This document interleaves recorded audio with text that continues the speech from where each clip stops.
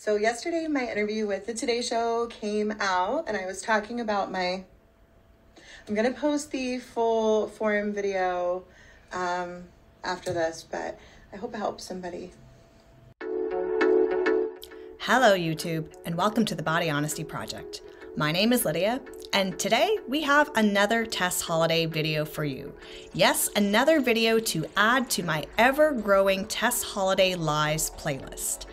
Now, I was working on a completely different video this week, but when I saw Tess Holliday on the Today Show, I decided to put that on hold for a minute and address this right now.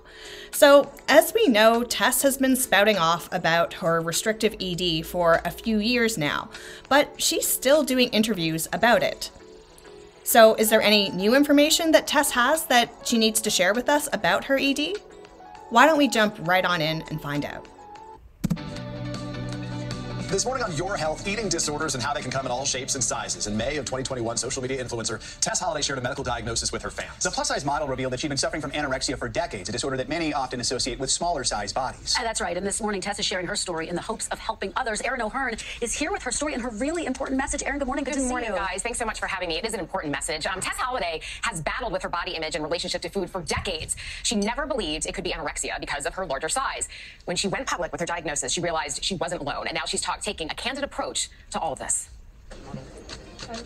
Last week was the first time that I have ever passed out from not feeding myself, and it was scary. Tess Holliday is brutally honest about having setbacks. The 37-year-old has had many in the years since she was diagnosed with atypical anorexia nervosa, an eating disorder that shares all the same symptoms as anorexia, except extreme thinness. When her therapist implored her to seek help, Holliday was resistant. She said, listen, I can't diagnose you, but if I could, I would diagnose you as anorexia nervosa. And I remember thinking, I thought you were a professional.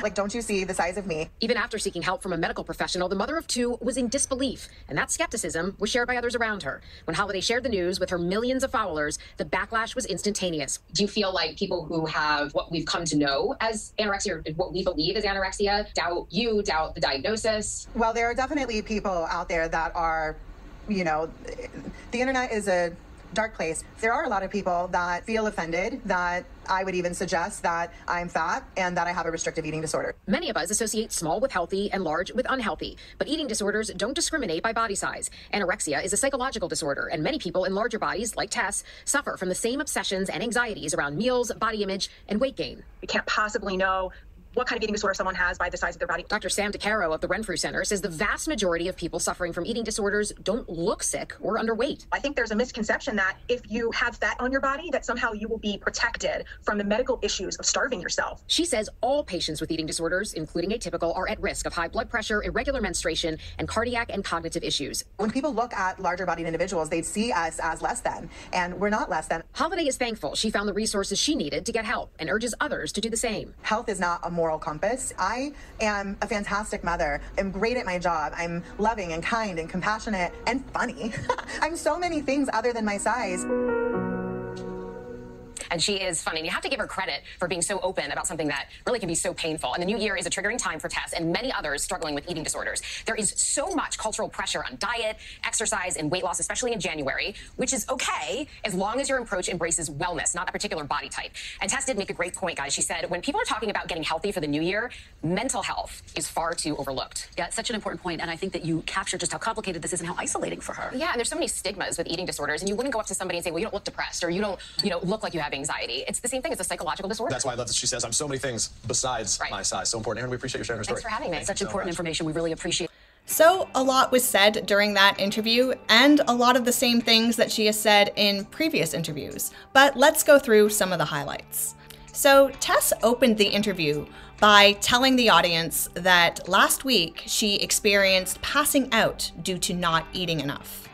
And if I'm truly honest, I kind of chuckled when she said that. And that's not because fat people can't eat so little that they do pass out. I know that that is completely possible. I just don't think that it happened to Tess.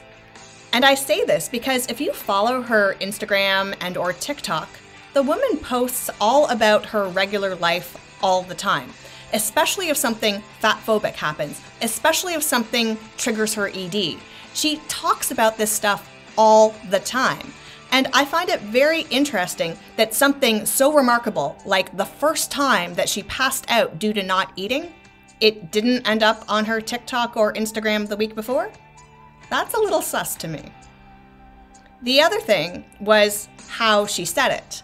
She said it in a sentence like, "Last week I passed out because I didn't eat enough," or something like that. And that sentence lacked detail. Because she didn't say what she was doing or how it happened or any other details than simply she passed out due to not eating. And I'm not saying that she needed to tell a whole full-blown story around it, but there were no details. That would be like me telling people that yesterday I got into a car accident and now my back really hurts. Which could be valid, but if I was actually telling the story, I probably would have said, "Yesterday while I was driving to work, I forgot to check my blind spot and I accidentally swerved into a car and we got into an accident, and now my back is really hurting." You see, that would be more likely the truth because you wouldn't just drop something like that without any detail around it. At least I wouldn't.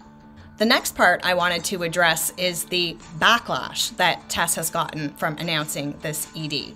And I don't know how many times we have to say it, Tess, but it's not because you're fat. We all believe that fat people can have a restrictive ED. We just don't believe that you have a restrictive ED. And I have said this argument many times, so why don't we hear a different voice on the subject? So I'm going to take a clip from Mr. Alan Roberts.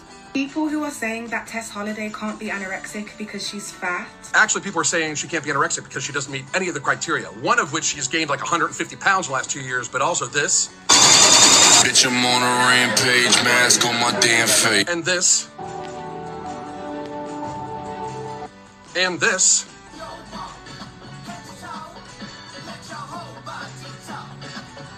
People are saying she can't be anorexic because she clearly does not fit the diagnostic criteria to be anorexic. She's gained like 150 pounds in the last course of the couple years.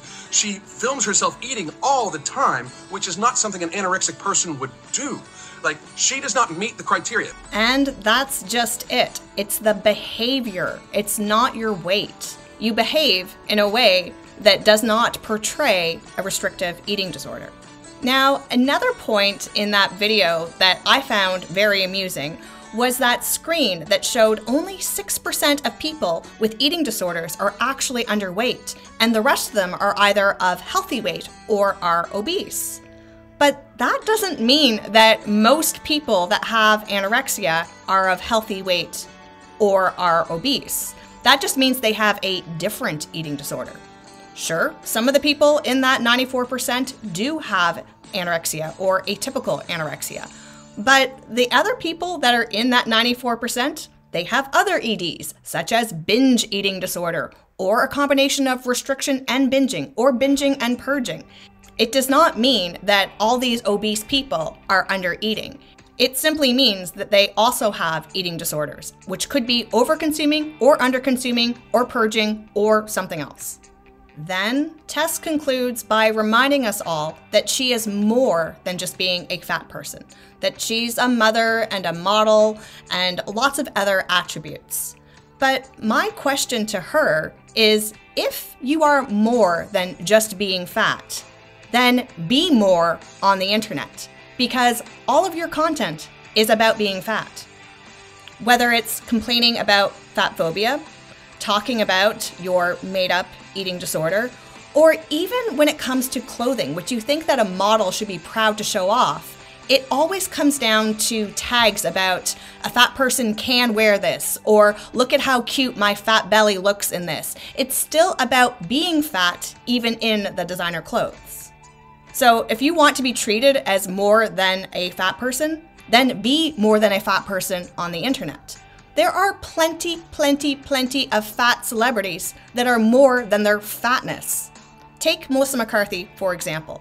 When I think of her, I think of a funny, talented actress who has been in some of my favorite TV shows and movies. I also think that she's very pretty with gorgeous hair. Yeah, and I guess she's also fat. But her body size is like the least interesting thing about her. Whereas when I think of Tess Holliday, the first things that come to mind are liar, fat activist, attention seeker. Oh yeah, and she's a model. So if you want people to have a different perception of you, why don't you show the world a different side of you? Now, I think that this interview was fueled by that 60 Minutes interview with Dr. Stanford talking about obesity. Because from this TikTok, Tess seems really, really excited about what this doctor has to say. Obesity is genetic. I've always heard that it's the fast food, that it's the Diet Cokes, that kind of thing, that is the instigator. Is that true? So I think we have to look at the different causes of obesity as a big pie. And that's one factor. But notice how I'm using this part of the pie, right? But the number one cause of obesity is genetics. That means if you are born to parents that have obesity, you have a 50 to 85% likelihood of having the disease yourself, even with optimal diet, exercise, sleep management, stress management. So when people see families that have obesity, the assumption is, what are they feeding those kids? Yeah. They're doing something wrong. Actually, do you know this? 79 to 90% of physicians in the United States have significant bias towards individuals that are heavier. Now, doctors listening to me may say, oh, it's not me. Hold your horses, because has that patient come to you and told you, look, doc, I'm eating well. Look, doc, I'm exercising. And the doc says to them, are you sure? I don't believe that that's really what you're doing. Wait, are you saying that doctors don't understand obesity? Doctors? Doctors do not understand obesity. In one of her published studies, Dr. Stanford found that most medical schools don't teach that obesity is a disease, and in fact don't even offer courses on it, even though it's the second leading cause of preventable death in the country after smoking. Now, when I first saw this video, I was livid. I was like, how on earth can this doctor be saying these things? But then I took some time and did some research into her, and I can see that she's just taking a softer approach with her patients regarding obesity, but she still believes in all the same science. Let's take a listen to how she describes obesity. This is understanding obesity. Obesity is a disease characterized by different signaling in the brain that tells your body how much to eat and also how much to store. There is a particular part of the brain that's really responsible for weight regulation, and that part of the brain is called the hypothalamus. It gets signals and tells your body what to do and how to store. So if you've struggled with your weight and wondering, why do I struggle with my weight compared to my mom, my dad, my spouse, my children? What is it about me? It's about how your brain signals and how that differs for someone else. So she says that obesity is a brain disease, so that people that are overeating don't know that they are overeating. They are just responding to their brain's cues. She puts the blame on a person's brain chemistry rather than on their personal decisions. So when a patient says to her, Doc, I really am dieting, she believes them. She believes that they are not eating very much. But that doesn't mean that she believes that they aren't eating very much. She believes that their brain is telling them that they aren't eating very much. And that is where she is starting from, rather than simply on the calories that they are eating. So how does Dr. Stanford describe the causes of obesity? So what causes obesity? Is it just about how much you eat and how much you exercise? Absolutely not. But for so many years, we have supported this idea and this myth that it's all about calories in and calories out. And I'm here to dispel that myth today. It's so complex. There are different factors that play a role in how the body regulates weight. Some of the contributors to obesity include disordered eating, age-related changes, genetic and epigenetic factors, smoking cessation, sleep deficits, the gut microbiota, physical disabilities, maternal and paternal obesity, increased sedentary time. These are just a few of the factors that contribute to individuals having the disease of obesity. And she's not wrong. But did you notice that on the screen that had the causes, the word at the top didn't say cause, it said contributor? Because all of these things contribute to obesity. They don't directly cause it. Every last one of these leads to calories in versus calories out. Disordered eating, that's too many calories in. Age, that's affecting your hormone levels, which influence how much you eat and also how much you move. Genetics and epigenetics, that's hormones dictating your signals of when to eat and when to stop. Smoking cessation, that usually drives up appetite because smoking is an appetite suppressant. Lack of sleep, more awake time, more time to eat. Gut microbiome, sending hormones to your brain telling you to eat, or not sending hormones to tell your brain that you're full.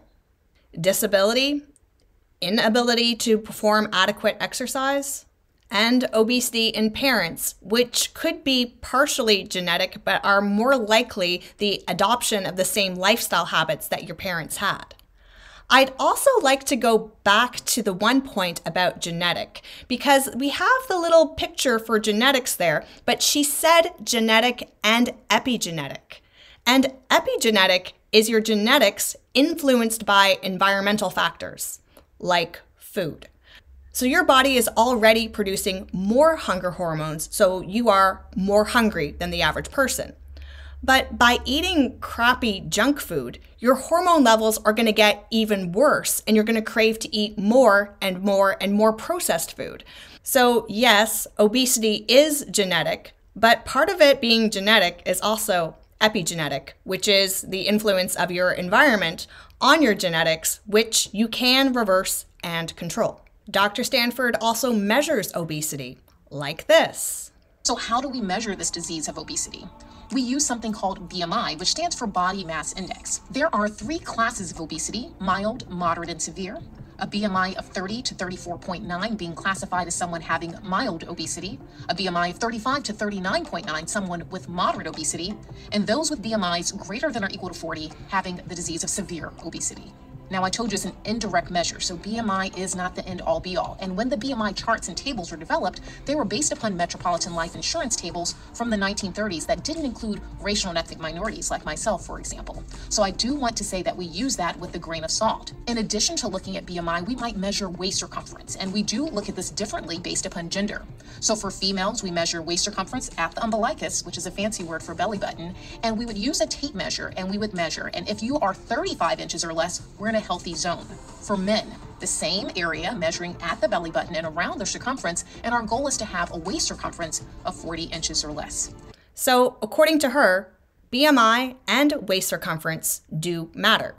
And if you fall into these categories of obesity, you have a disease. So Tess, this doctor that you are endorsing thinks that you're sick, thinks that you are very, very sick. You have a disease, and she wants to help you. She is not a health at every size doctor. She wants to eradicate obesity. Do you still support her? And of course, the reason why this doctor wants to eradicate obesity is because of the 200 illnesses that it's correlated to or causes. There are over 200 diseases related to obesity. So let's talk about a few of the diseases that are common that you would know about that are related to obesity.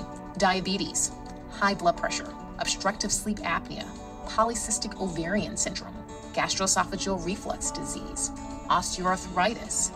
Hip pain that's associated with osteoarthritis can be associated with obesity. We know of over 15 cancers related to having the disease of obesity that are triggered by having obesity. And now that we know how dangerous obesity is, what does this doctor prescribe to treat it? So there are 4 potential treatment strategies for obesity: lifestyle and behavioral, device, pharmacotherapy or medications, and surgery.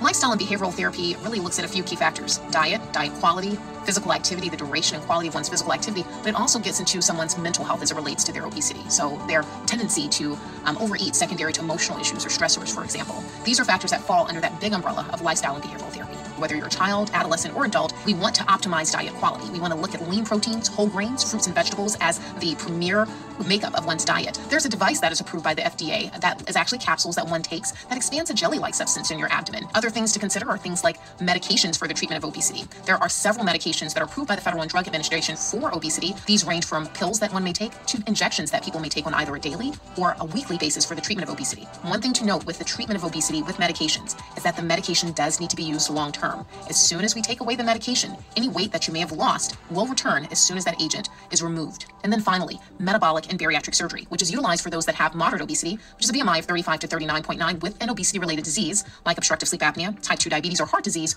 or those that have severe obesity. What many people are unaware of is that metabolic and bariatric surgery leads to an 89% improvement in life expectancy within the course of 5 years. 89%. That is something that we have to acknowledge. And 95% of patients report that their quality of life improves within just 3 to 6 months after surgery. Some of the many diseases that can resolve with metabolic and bariatric surgery include sleep apnea, high cholesterol, asthma, high blood pressure, fatty liver disease, metabolic syndrome, reflux, type 2 diabetes, polycystic ovarian syndrome, hirsutism, and menstrual dysfunction. And from that, we can see that this doctor does not prescribe anything all that different from other obesity doctors. She still adheres to the energy balance model. All of these treatments are to prevent a person from overeating. She acknowledges that there are other things at play. She acknowledges that it's a person's brain chemistry that drives their appetite. But in order to cure obesity, she's addressing the food. She's addressing the stomach. She's addressing the overconsumption of calories. So Tess, if you ever went to see Dr. Stanford, I'm sure she would be so kind to you and listen to you and believe you. If you were to say to her, "Doc, I'm eating well. Doc, I'm exercising well," she would believe you. But how would she believe you? She would believe that you were doing all the right things. But there is no way that she would believe that you actually are. And posting this woman in a TikTok without fully disclosing what she stands for isn't very honest. And on this channel, we're all about being honest. So until next time, stay body positive, but also body honest.